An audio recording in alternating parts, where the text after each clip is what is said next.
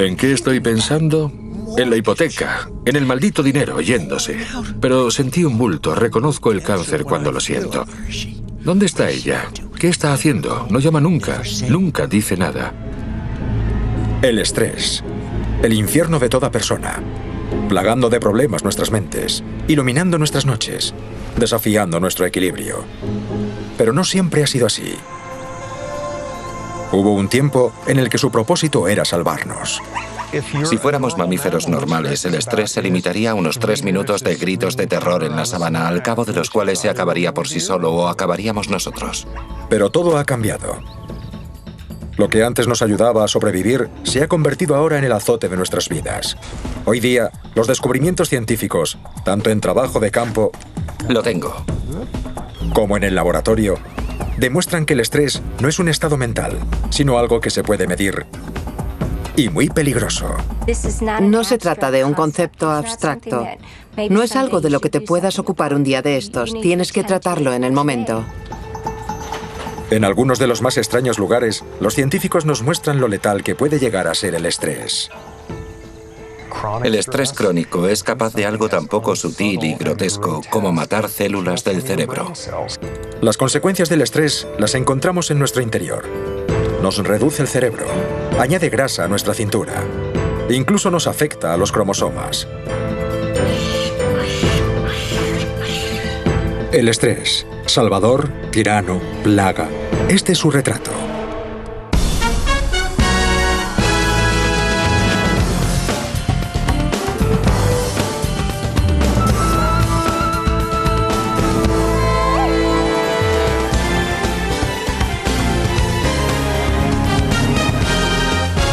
El estrés, retrato de un asesino.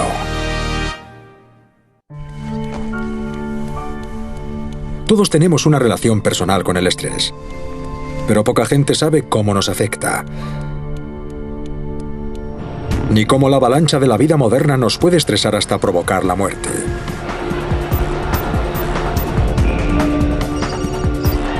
Menos gente aún sabe qué hacer al respecto.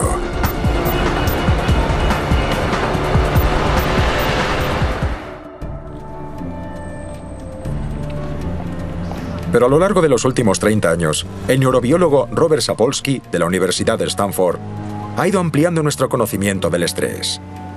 De qué manera afecta a nuestro cuerpo y cómo nuestros hábitos sociales pueden hacernos más o menos susceptibles. La mayor parte del tiempo está dando clase e investigando sobre el celebrado y estresante mundo de la ciencia cerebral. Pero eso solo es una parte de su historia. Durante unas semanas al año, Sapolsky cambia su laboratorio por un lugar a 15.000 kilómetros de distancia, en las llanuras de la reserva Masai Mara en Kenia, en el este de África.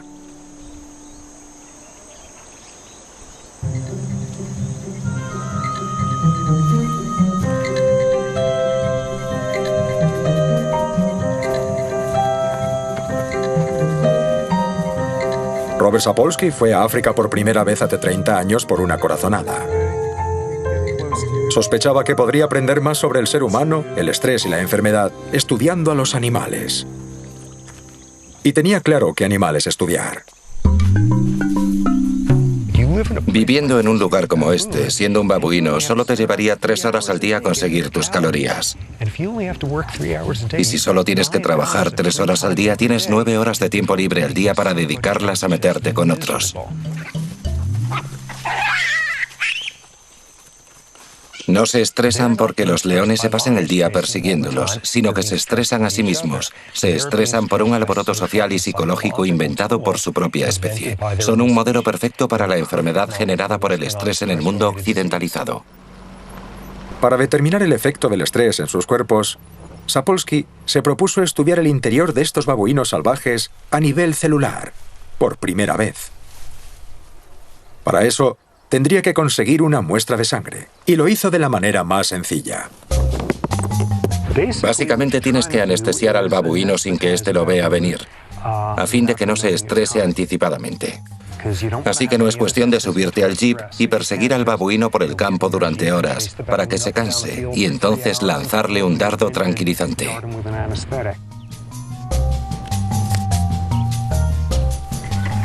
La gran ventaja de la cerbatana es que es muy silenciosa y fácil de utilizar. Lo malo es que no alcanza mucha distancia.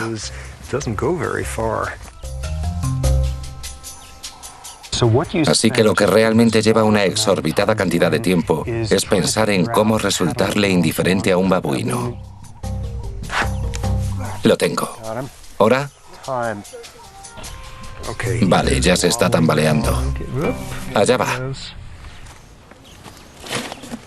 Robert midió en cada muestra de sangre los niveles hormonales esenciales en la reacción ante el estrés. Bueno, para darle sentido a lo que ocurre en el cuerpo, tenemos dos hormonas que se encargan de toda la reacción ante el estrés. Una de ellas la conocemos todos, la adrenalina, o epinefrina, como se la llama en los Estados Unidos. La otra es una hormona menos conocida y se llama glucocorticoide. La segrega la glándula suprarrenal junto a la adrenalina y forman los pilares de la reacción ante el estrés. Esa reacción al estrés y esas dos hormonas son fundamentales para nuestra supervivencia. Porque de lo que trata el estrés es de alguien que está resuelto a comerte o tú estás resuelto a comerte a alguien, y eso provoca una crisis inmediata. Cuando tienes que luchar por tu vida, solo importa lo más básico. Los pulmones trabajan de más para bombear enormes cantidades de oxígeno a la corriente sanguínea. El corazón se acelera para bombear ese oxígeno a todo el cuerpo y así conseguir que los músculos respondan instantáneamente.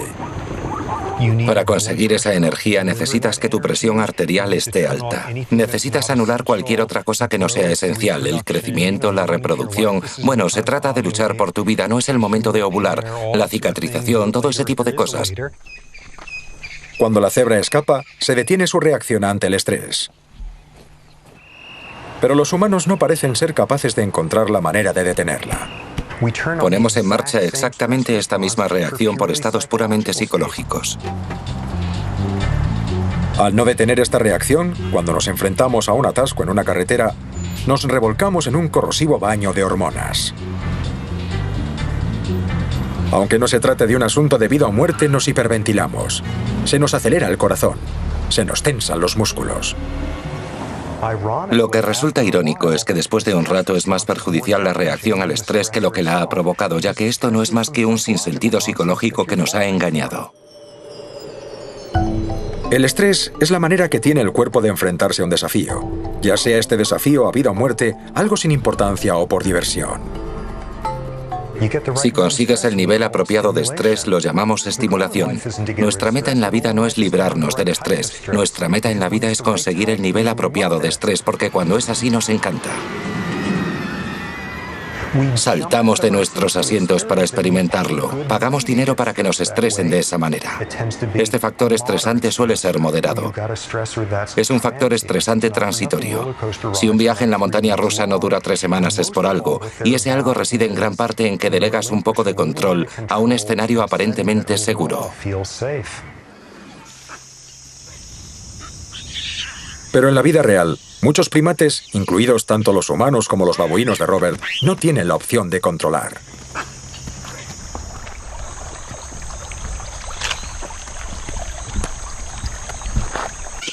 Ves a un macho grande que pierde una lucha y persigue a uno más joven que muerde a una hembra adulta que a su vez abofetea a un joven y tira a una cría del árbol.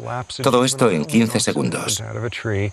Así que teniendo en cuenta que un alto componente del estrés es la falta de control, la falta de predictibilidad, estás ahí sentado mirando a la cebra y alguien está teniendo un mal día y resulta que eres tú el que se lleva el azote. El estrés psicológico es enorme para los miembros que se encuentran en puntos más bajos de la jerarquía. Uno de los primeros descubrimientos de Robert fue identificar el vínculo entre el estrés y la jerarquía en los babuinos. Algunas tribus de babuinos tienen más de 100 miembros. Como el nuestro, su cerebro ha evolucionado para enfrentarse a sociedades numerosas. Para sobrevivir, necesitan un tipo de babuino con inteligencia política, con los más adultos y agresivos subiendo posiciones en el ranking. Las hembras eligen todo lo que puedan comer, más un interminable séquito de dispuestos pretendientes.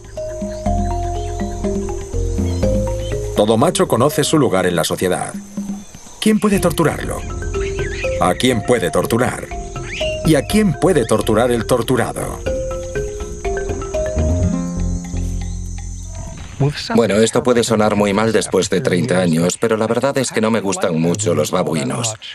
Ha habido algunos a los que he querido mucho durante estos años, pero en general son unos intrigantes maquiavélicos y traicioneros. Son horribles con sus congéneres, así que me vienen geniales para la investigación. Tampoco estoy aquí para entablar amistad con ellos, son perfectos para lo que estudio. Hace 22 años, a la edad de 30, la pionera investigación de Sapolsky le valió formar parte de la hermandad de genios de la Fundación MacArthur. Sus primeros estudios, al medir las hormonas del estrés en la sangre extraída, lo condujeron a dos importantes descubrimientos. El rango de un babuino determina el nivel de hormonas estresantes en su organismo. Así que un macho dominante debería tener sus niveles de hormonas estresantes bajos. Y los niveles más altos son para los sumisos. Pero el otro descubrimiento fue incluso más revelador. En la muestra de Sapolsky, los miembros más bajos de la jerarquía manifiestan más latidos por minuto y una mayor presión arterial. Era la primera vez que alguien vinculaba el estrés al deterioro de la salud de un primate en su hábitat natural. Básicamente, un babuino estresado con mala salud en cualquier manada tiene que enfrentarse a una presión alta, niveles elevados de hormonas estresantes, un sistema inmunológico deficiente, un sistema reproductivo más vulnerable a ser golpeado. La química cerebral presenta ciertas similitudes a lo que se puede encontrar en humanos clínicamente deprimidos. Y todo eso no es lo que se dice un pronóstico de una saludable y alegre vejez.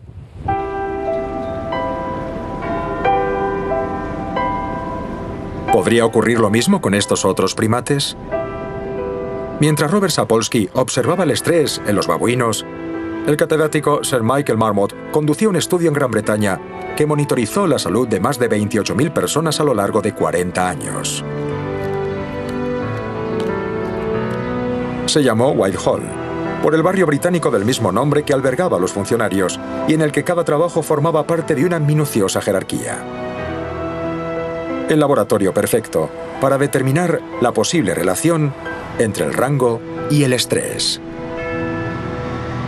Es que de eso se trata el estrés. Tiene que mirarse desde dos ángulos, el puntual y el crónico, y creo que yo he sufrido estrés crónico en esta organización por el simple hecho de ser una pieza cuadrada en un hueco redondo. Kevin Brooks es un abogado del gobierno. Su rango nivel 7 significa que no tiene mucho poder en su departamento. Vive la vida de un subordinado.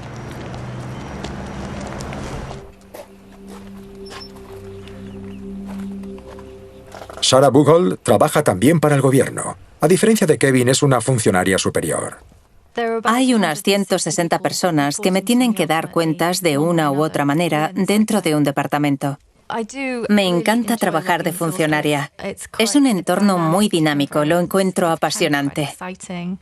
Me gusta trabajar con mucha gente, así que puedo decir que realmente disfruto con mi trabajo. Estas declaraciones tan opuestas sirven de ejemplo a uno de los más asombrosos descubrimientos del estudio Whitehall. Por un lado, nos mostró que cuanto más bajo se está en la jerarquía, más riesgo se tiene de sufrir enfermedades cardiovasculares o de otro tipo. Las personas en el segundo escalón tenían más riesgo que las del primero. Las del tercer escalón tenían más riesgo que la del segundo, y así hasta el último escalón de la pirámide. Se trata de personas con trabajos estables y no expuestas a la industria. Y sin embargo, su puesto en la jerarquía está estrechamente ligado al riesgo de padecer enfermedades y a la longevidad. Este estudio en concreto es la piedra roseta de todo el campo, porque se trata de los funcionarios británicos.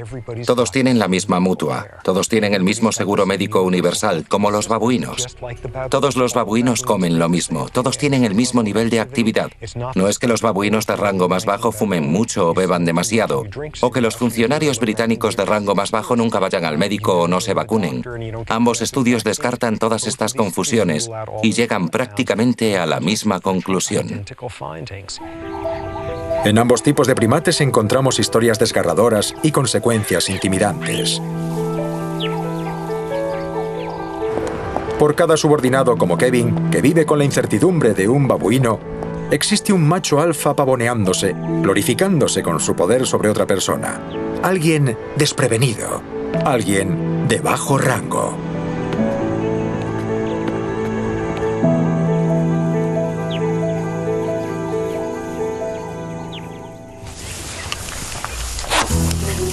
Lo tengo. Las 12:46.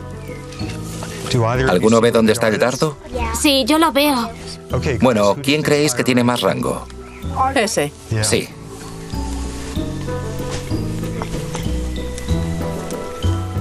Mirad fijamente y aseguraos de que el otro no se meta con él.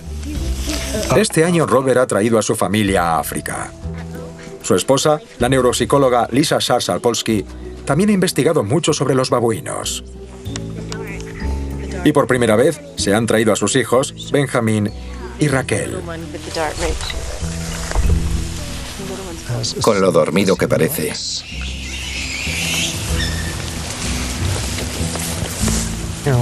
Todos los babuinos son perfectamente capaces de volverse locos si un humano se acerca y toca a uno de ellos. Pero si lo cubres con una manta es como si ya no existiera. Dios mío, ahí está, ahí está. Vaya, ya no está. Esto no es como llevar a tus hijos un día a la oficina. Pero a estas alturas se trata de una parte importante de mí y de lo que mi esposa y yo hemos conseguido. Y si nuestros hijos quieren saber qué es lo que hacemos, esto es una parte fundamental. Como en anteriores estaciones, Robert mide la reacción al estrés y su recuperación en individuos de cada nivel de la jerarquía de los babuinos. Lo que vamos a hacer es poner a prueba el sistema, incrementando los niveles de adrenalina.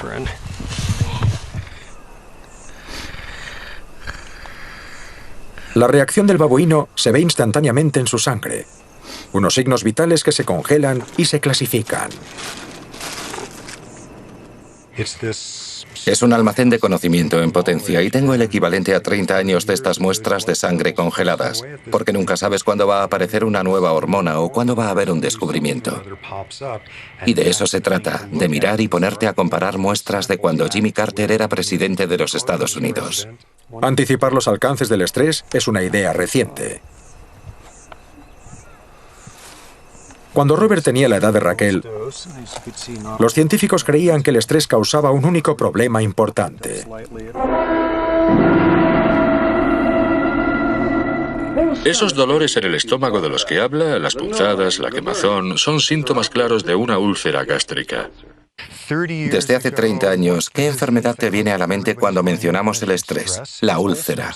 Estrés y úlceras, estrés y úlceras. Y esa fue la primera enfermedad relacionada con el estrés que se descubrió hace 70 años. Lo que quiero que haga es que controle su carácter. ¿Mi carácter? Eso es. Las úlceras crecen si los sentimientos no son los apropiados. Tiene que ser sincero consigo mismo sobre cómo se siente acerca de las cosas. Me parece mejor idea buscar un nuevo médico. La conexión entre el estrés y las úlceras fue la verdad absoluta hasta principios de los 80. Hasta que unos investigadores australianos identificaron una bacteria como la principal causa de las úlceras. Y esto hizo tambalearse todo el sector. Y resultó que no tenían nada que ver con el estrés, es un problema con las bacterias. Y me atrevería a asegurar que la mitad de los gastroenterólogos de todo el mundo celebraron ese descubrimiento. Fue una noticia estupenda. Ya no tendrían que volver a sentarse frente a sus pacientes, mirarles a los ojos y preguntarles cómo les iba, si se estresaban. No tiene nada que ver con el estrés, es un problema con las bacterias. Así que la solución dejó de ser controlar el estrés. Ahora sería algo tan simple como una pastilla. Fue un avance muy importante. El estrés no causaba úlceras. Caso cerrado. Pero unos años después la investigación dio un nuevo giro. Los científicos descubrieron que la bacteria causante de las úlceras no era especial. De hecho, la tienen 2/3 de la población mundial. Entonces, ¿por qué solo una parte de esta gente desarrolla úlceras? La investigación reveló que cuando está estresado, el cuerpo comienza a apagar todos los sistemas que no son fundamentales, incluido el sistema inmunológico. Y se descubrió que al apagar el sistema inmunológico, las bacterias del estómago se podían volver locas. Porque lo que hace el estrés es acabar con la habilidad que tiene el cuerpo de restituir la pared estomacal cuando empieza a arruinarse a causa de estas bacterias. Así que el estrés puede provocar úlceras al interrumpir la habilidad para curarse que posee nuestro cuerpo. Si el estrés es capaz de boicotear el sistema inmunológico, ¿qué otros estragos puede causar? Una de las respuestas nos la ofrece una colonia de macacos cerca de Winston-Salem, en Carolina del Norte. La gente ve el estrés como algo que no les deja dormir o que hace que les griten a sus hijos. Pero si me preguntas qué es el estrés, te diré, míralo, es esta enorme placa en esta arteria. Eso es el estrés. Durante 2 décadas, la doctora Carol Shavely ha estado estudiando las arterias de los macacos. Como los babuinos y los funcionarios británicos, estos primates se organizan en grupos jerárquicos muy distintivos y se someten unos a otros a estrés social.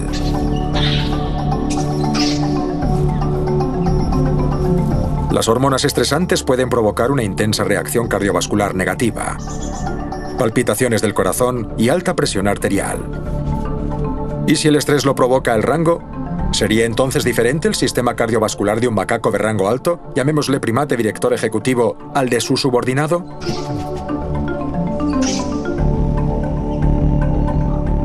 Cuando Shavely estudió las arterias de un mono dominante, uno con escaso historial de estrés, sus arterias estaban limpias. Pero las arterias del mono subordinado contaban con una historia desalentadora. Las arterias de un subordinado sufren mucho más arteriosclerosis que las de un dominante. El estrés y la avalancha de hormonas resultante habían incrementado la presión arterial, dañando las paredes arteriales, y las habían convertido en depósitos de placas. Así que ahora, cuando te sientes amenazado, tus arterias no se expanden, lo que provoca que la sangre no llegue al corazón, y eso puede conducir a un ataque al corazón. No se trata de un concepto abstracto. No es algo de lo que te puedas ocupar un día de estos. Tienes que tratarlo en el momento porque está afectando a la manera en que funciona tu cuerpo. Y el estrés de hoy va a afectar a tu salud de mañana y a la de años después. El estrés social y psicológico, ya sea en macacos, humanos o babuinos, puede obstruir nuestras arterias, restringiendo la irrigación sanguínea y poniendo en peligro la salud de nuestro corazón. Y ese es solo el principio de la mortífera carrera del estrés.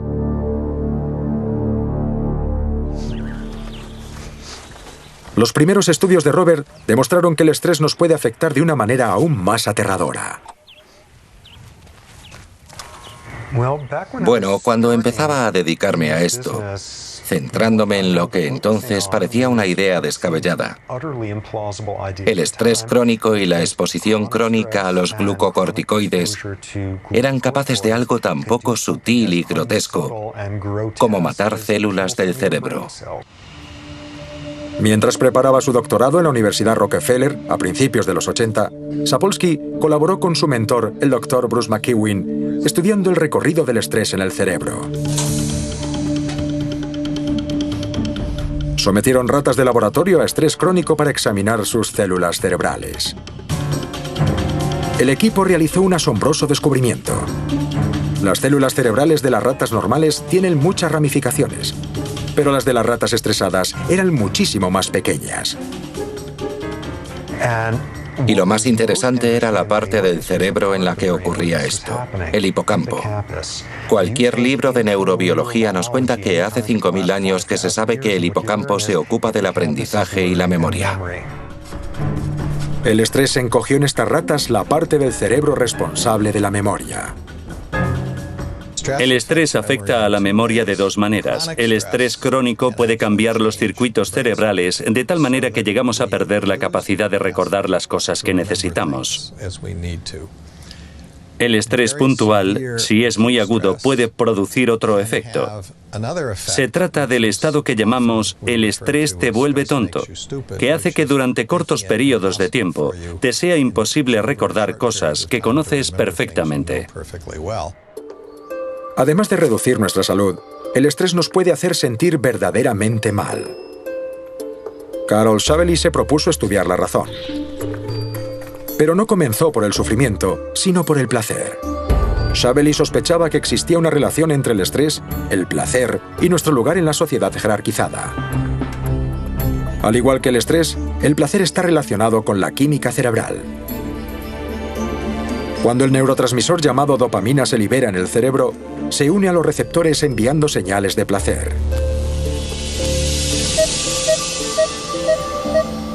Shavely usó un escáner PET para examinar el cerebro de un primate sin estrés. Nuestro primate director ejecutivo.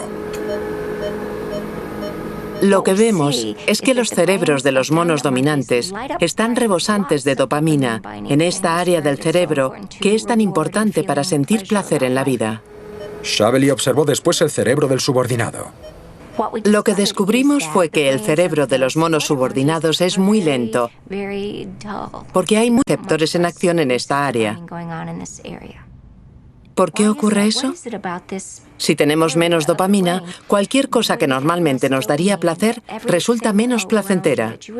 Esa es la razón por la que el sol no brilla tanto, la hierba no está tan verde y la comida no sabe tan bien.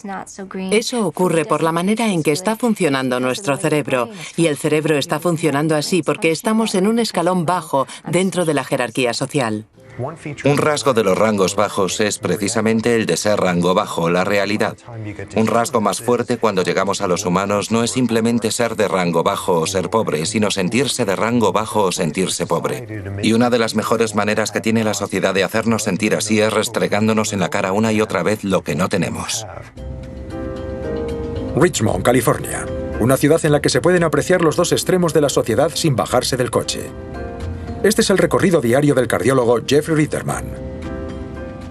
Se aprenden muchas cosas sobre el estrés y la salud solo con fijarte en los barrios que visitas. En este barrio, la esperanza de vida es bastante buena y la mayoría de la gente goza de buena salud.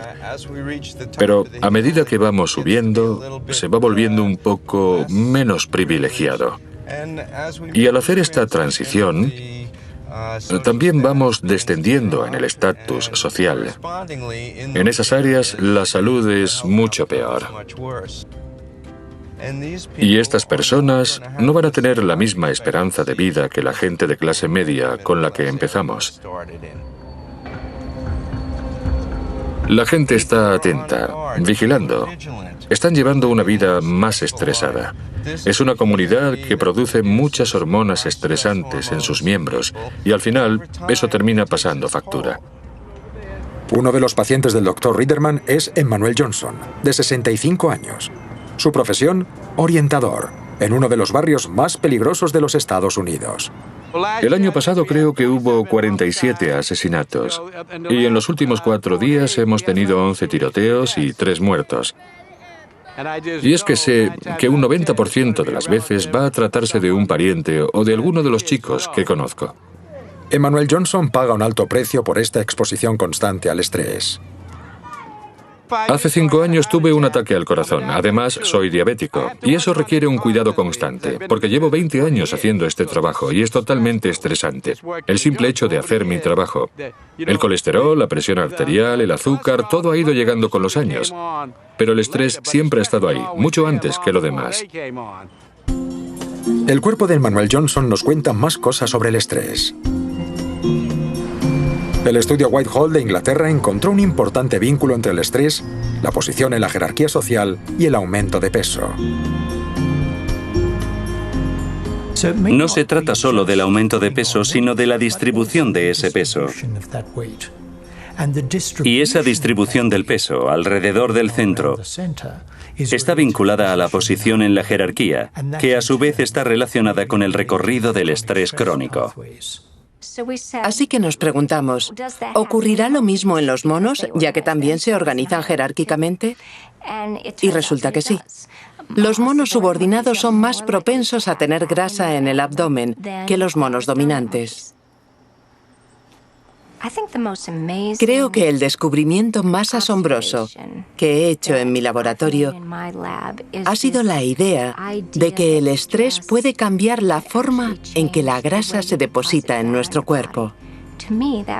Me pareció de lo más impresionante el hecho de que se pudiera alterar la distribución de la grasa. Sapolsky y Shevely, entre otros, creen que el estrés podría ser un factor clave en la epidemia global de obesidad. Y lo peor es que la grasa producida por el estrés es muy peligrosa. Sabemos que la grasa del torso o de dentro del abdomen es mucho más nociva que la grasa de cualquier otra parte del cuerpo. Se comporta de manera diferente, produce tipos de hormonas diferentes y sus componentes químicos tienen efectos diferentes en nuestra salud. Sea lo que sea para cada persona, se debe valorar la reducción del estrés. Creo que el problema de nuestra sociedad radica en que no valoramos la reducción del estrés. De hecho, valoramos lo contrario. Admiramos no ya a las personas multitareas que hacen 2 cosas al mismo tiempo, sino a las que hacen 5 cosas al mismo tiempo. Sentimos admiración por esas personas. ¿Cómo consiguen hacer eso, no? Bueno, esa es una forma muy estresante de vivir. Debemos cambiar nuestro sistema de valores y valorar a la gente que lleva una vida serena y equilibrada.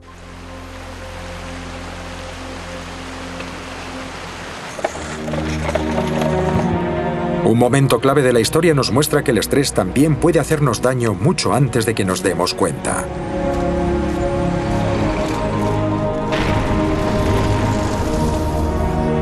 Holanda, finales de 1944.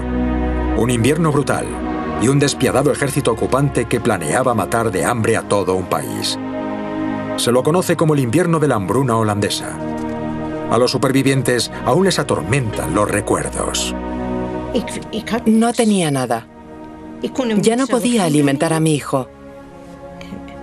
Estaba muy enfermo y tenía que cuidar a un niño pequeño. Me parecía horrible. Fui a una iglesia del dique, al lado del palacio, y le pedí a la esposa del sacerdote que criara a mi hijo mientras durara la guerra, porque yo ya no podía. La investigadora holandesa Tissa Roosevelt había oído muchas de estas trágicas historias. Junto a su equipo, se propuso investigar si les habían quedado secuelas. Roosevelt sabía que nuestro cuerpo responde a la inanición de la misma manera en que lo hace frente a factores estresantes. Así que quería saber si los fetos de las mujeres embarazadas durante ese periodo se habrían visto afectados por el estrés.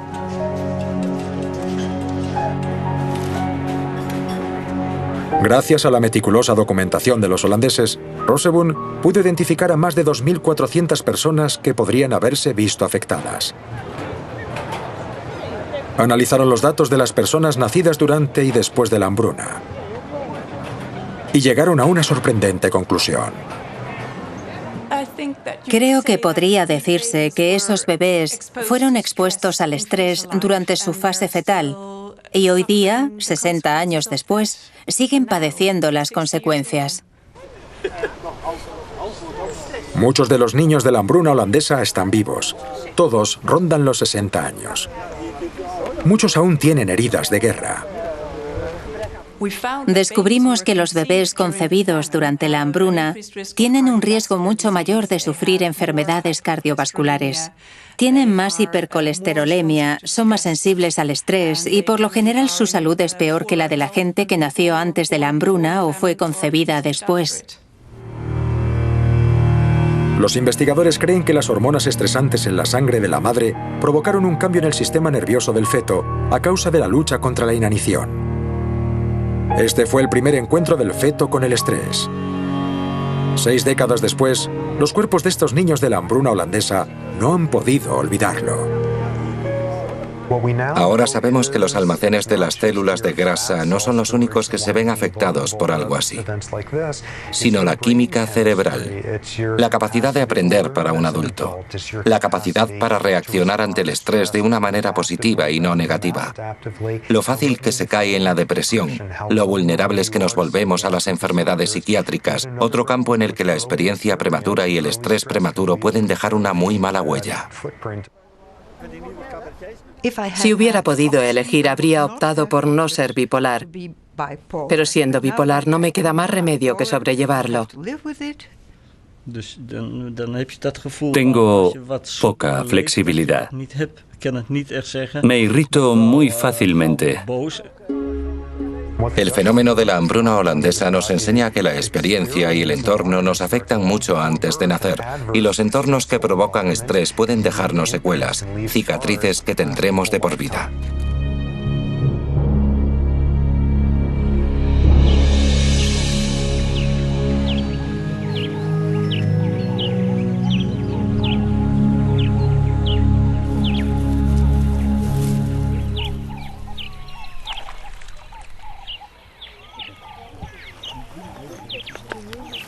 Durante este año, la investigación de Robert, que ha dedicado su vida a documentar los efectos del estrés, tanto en individuos como en las células, ha seguido el rastro del estrés a un nivel aún más profundo en nuestro cuerpo.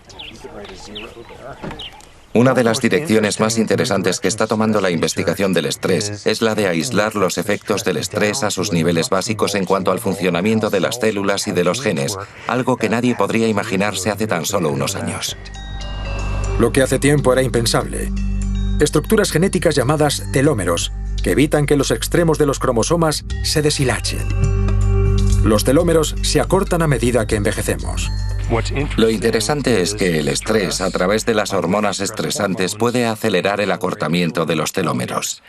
Por lo que en dos individuos de la misma edad, si uno de ellos es de rango bajo y tiene hormonas estresantes campando a sus anchas, sus telómeros serán más cortos. ¿Y en qué nos afecta este alarmante descubrimiento? San Rafael, California. Una vez por semana, Janet Lawson tiene una cita muy importante. Se reúne con otras madres que tienen en común circunstancias que les provocan un estrés crónico constante. Pierde el equilibrio y eso es lo que me asusta. Así que anoche salimos y compramos un casco más que nada para probar. A medida que va creciendo, quiere más independencia. Se está haciendo muy difícil. Cada una de estas mujeres son madres de un niño discapacitado. Para nosotros es difícil. Mi hijo solo tiene 8 años y no puedo ocuparme de todo. No puedo permitirme salir muy a menudo. No puedo. Hace poco me dijo una amiga, deberías pensar en la posibilidad de ingresar a Lexi en algún lugar. Y eso me estresó mucho, el solo hecho de pensar en ello. Lo siento mucho. Es que, ¿cómo puedes decirme algo así? Para mí es como una amiguita.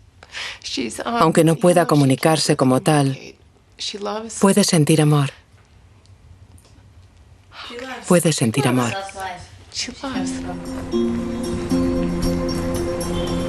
Estas extraordinarias mujeres llamaron la atención de la doctora Elizabeth Blackburn.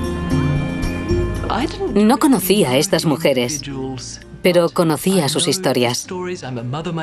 Yo también soy madre. Así que cuando oí hablar de este grupo, pensé que valdría la pena descubrir qué ocurre realmente en el centro de las células de estas madres que llevan tanto tiempo realizando un trabajo así de duro.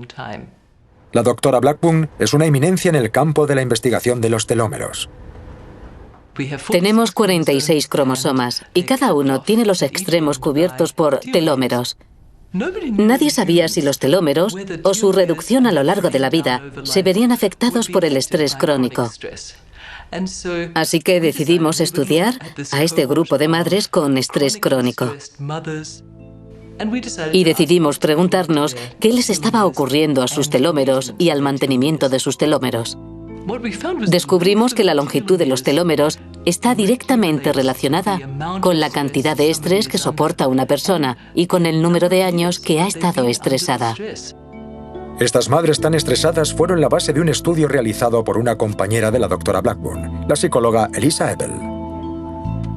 Las madres de niños pequeños suelen estar muy estresadas. A menudo tienen que coordinar aspectos como el trabajo y el cuidado de los niños y muchas veces no tienen tiempo de cuidarse a sí mismas. Así que si a eso le sumas la carga extra de cuidar a un niño que precisa cuidados especiales, puede llegar a resultar insoportable. Puede acabar con todas las reservas que protegen a una persona y si esta persona se estresa, si reacciona ante el estrés, suele morirse antes. Estas mujeres tienen los telómeros reducidos, una menor actividad de esta enzima, y por cada año el cuidado de un niño con una enfermedad crónica se envejece alrededor del equivalente a 6 años. Esto es verdad. No se trata de alguien quejándose. Se trata de un caso muy serio de envejecimiento. Y podemos afirmar que está causado por el estrés crónico. Pero hay esperanzas. La doctora Blackburn ayudó a descubrir una enzima, la telomerasa, que puede reparar el daño. Es a lo que yo llamo un hilo de esperanza.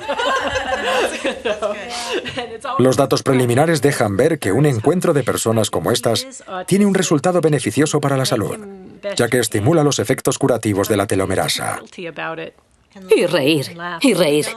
Y no te olvides de reír. Si no te ríes, olvídate. Es imposible hacer frente. He aprendido que el humor es importante.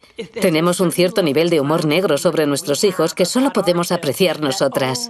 Somos las únicas que entendemos estos chistes. De alguna manera, somos las únicas con derecho a reírnos con estos chistes. Una de las preguntas en lo que se refiere al estrés es ¿cuáles son los ingredientes activos que reducen el estrés y alargan la vida? Y la compasión y el preocuparse por otras personas podrían ser algunos de los ingredientes más importantes.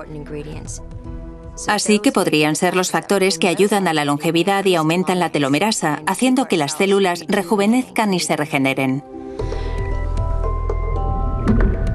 Así que el relacionarnos con otras personas y ayudarlas quizá podría servirnos para curarnos. Y tal vez hasta para vivir una vida más larga y saludable. Hace 20 años, Robert tuvo una espeluznante muestra de esta idea. La primera manada que estudió, los babuinos a los que se sintió más unido y sobre los que escribió varios libros, sufrió una desgracia. Esto afectó su investigación de una manera crucial. La manada Kikerok fue la primera con la que trabajé hace ya 30 años. Y era una manada como cualquier otra, lo que quiere decir que los machos eran agresivos. La sociedad estaba muy estratificada, las hembras sufrían mucho. Una manada como cualquier otra. Y un día, hace casi 20 años, a la manada le ocurrió algo horrible y muy interesante a nivel científico. La manada Kikerok se fue a buscar comida al basurero de un popular complejo turístico. Una mala jugada. En la basura había carne contaminada con tuberculosis. Eso provocó que la mitad de los machos de la manada muriesen. Yo también me deprimí mucho y no sin razón. Estaba muy enfadado por lo que había pasado. Bueno, con 30 años te puedes permitir emocionarte por una manada de babuinos y la verdad es que fue muy duro. Para Robert, suponía 10 años de investigación perdidos. Pero entonces observó algo muy curioso sobre quién había muerto y quién había sobrevivido. Las muertes no fueron aleatorias. En esa manada, si eras agresivo y no te integrabas socialmente, si no empleabas tiempo en cortejar y no te relacionabas, si eras ese tipo de macho, te morías. Todos los machos alfa murieron. La manada Kikerok había sufrido un cambio radical. Y de los que quedaron, la mitad eran hembras. Y los machos eran, bueno, a los que en jerga científica llamamos los buenos. No eran unos imbéciles agresivos. Eran amables con las hembras. Eran muy sociables. Eso transformó por completo la atmósfera en la manada. Cuando los babuinos machos llegan a la adolescencia, normalmente dejan su manada y se van por ahí. Y eventualmente encuentran otra manada. Cuando otros adolescentes se unían a la manada se comportaban como unos imbéciles, como cualquier otro adolescente macho de este planeta. Tardaban unos 6 meses en aprender que, oye, en esta manada no somos así, no hacemos esas cosas, no somos tan agresivos. Dedicamos más tiempo a cortejarnos. Los machos somos más tranquilos entre nosotros. No le pegas a una hembra solo por estar de mal humor. Y después de 6 meses, estos individuos asimilan ese estilo de vida. Y así se crea una cultura babuina. Y esta manada en particular tiene una cultura de niveles de agresión muy bajos y niveles de integración social muy altos, y siguen así 20 años después. Y de esa manera, Robert aprendió una lección fundamental con aquella tragedia. Y no solo a nivel celular, sino sobre el efecto de la falta de estrés en la sociedad. ¿Siguen teniendo estos individuos problemas de presión arterial? No. ¿Siguen teniendo los mismos problemas de química cerebral en relación a la ansiedad, a los niveles de hormonas estresantes? Para nada. No se trata solo de tu rango, sino de lo que tu rango significa en la sociedad. Y lo mismo se puede decir de los humanos, con una pequeña diferencia. Formamos parte de diferentes jerarquías, así que puedes tener el peor trabajo en tu empresa, sin autonomía, controlado y sin estabilidad. Pero ese año resulta que eres el capitán del equipo de softball de la empresa, y seguro que llegarás a la conclusión de que no es más que un trabajo de 9 a 5 y que la vida no es eso. La vida es el softball. Soy el líder de mi equipo. La gente me trata con respeto, así que decides mantenerte en la cumbre de la jerarquía que realmente te importa.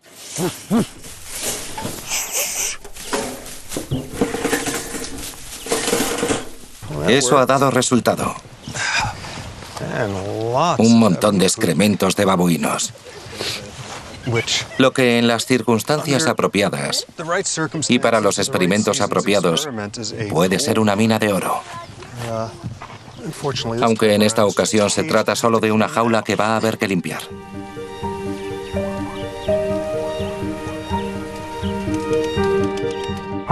Llevo ya 30 años estudiando el estrés e incluso le digo a la gente de qué manera deberían cambiar sus hábitos de vida, así que supongo que he asimilado todo esto. Aunque en realidad estoy increíblemente estresado, soy un macho alfa que casi no da abasto.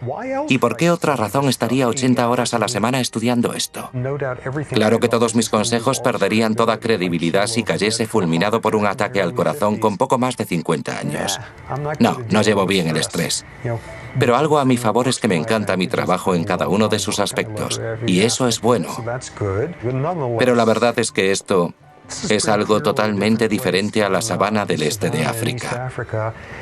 Aquí se puede practicar un tipo de ciencia muy diferente y más interesante en algunos aspectos. También puedes darte duchas de agua caliente más a menudo. Es un mundo mucho más variado e interesante en muchos aspectos, pero seguro que te vas a perder muchas de las cosas que pasan allí.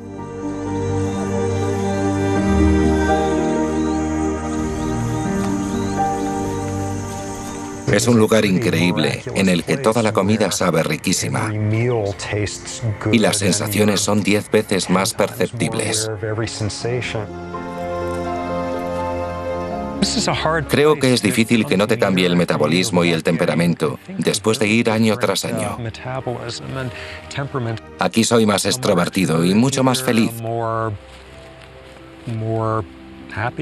Es difícil no ser feliz aquí.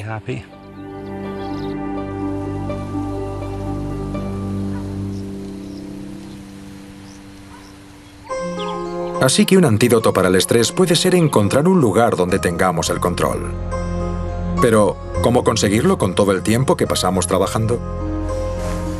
Se podría decir que por lo que hemos aprendido con el estudio Whitehall y con el estudio de los primates, las condiciones en las que vive y trabaja la gente son absolutamente vitales para su salud. La funcionaria superior Sarah Woodhull disfruta de los beneficios de tener el control. No creo que sufra estrés. No trabajo 100 horas por semana. Controlo la cantidad de trabajo que hago para asegurarme de que puedo seguir realizándolo a largo plazo. El control, la cantidad de control está estrechamente ligada a tu lugar en la jerarquía laboral. Y hemos descubierto que por lo general, cuando la gente nos dice que las cosas le van peor, que el estrés por el trabajo aumenta, también lo hacen las enfermedades. Cuando las personas nos dicen que tienen más control, que los tratan mejor en el trabajo, que el trato es más justo, las cosas mejoran y las enfermedades disminuyen. He tenido mucha suerte. Nunca he tenido problemas de salud. Pero no todo el mundo tiene tanta suerte. Entonces, ¿existe alguna receta para la gran mayoría de los que no estamos en el primer escalón? Haz que la gente se involucre más en su trabajo. Déjale más control sobre lo que hace. Agradécele el esfuerzo que pone en lo que hace y es posible que no solo consigas un ambiente de trabajo más saludable, sino también uno mucho más productivo.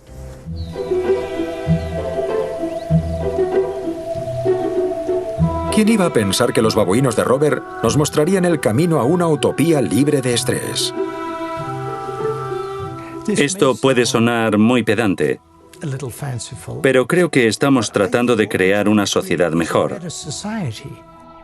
Las implicaciones, tanto las de los babuinos como las de los funcionarios británicos, nos llevan a pensar cómo crear una sociedad con las condiciones necesarias para que la gente prospere.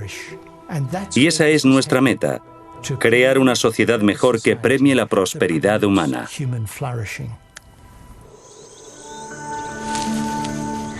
¿Y qué aprende entonces una persona normal de los babuinos?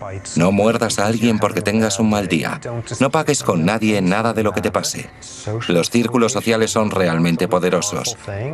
Y eso te lo dice alguien que vive en un mundo donde predomina la ambición, el liderazgo y todo ese tipo de cosas. Son cosas muy importantes. Y una de las mejores formas de la sociedad es la que da en lugar de recibir. Y todo eso contribuye a crear un mundo mejor. Otra cosa que nos enseñan los babuinos es que, si ellos son capaces en una sola generación de transformar lo que parecía un sistema social que se suponía inamovible, totalmente establecido, no tenemos excusas al decir que existen ciertos factores inevitables sobre los sistemas sociales humanos. Y la pregunta que sacamos del trabajo que ha llevado a Robert toda una vida es: ¿somos lo suficientemente valientes como para aprender de un babuino? La manada Kikerok no se limitó a sobrevivir sin estrés. También prosperó. ¿Podremos nosotros?